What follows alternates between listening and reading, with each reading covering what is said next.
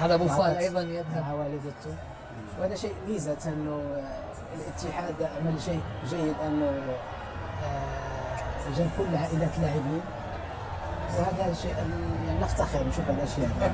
الحمد لله. ما في اشياء ما اجمل من الاشياء.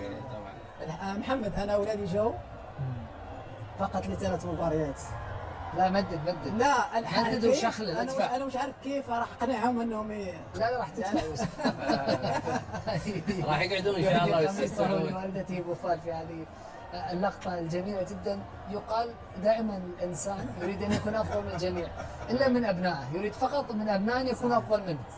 صحيح هذا شيء سبحان الله، من يرضي والديه الله يرضي عليه. هذه نعمة الإسلام.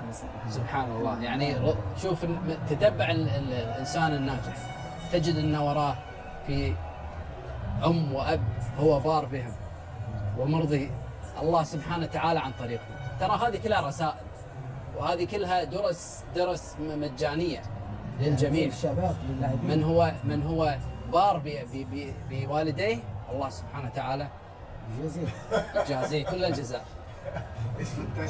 من الرائع أن نرى ذلك فعلا، الأحاسيس مختلطة، وأظن بأننا سنرى احتفالا كبيرا جدا من باريس إلى بروكسل إلى أمستردام الليلة. فعلا الاحتفالات ستكون طويلة ليلة كاملة، والأعلام ستكون في كل مكان. من الرائع أن نرى هذه الصور، لأنني كنت في الملاعب ويمكن أن أقول أنني كنت موجود فعلا.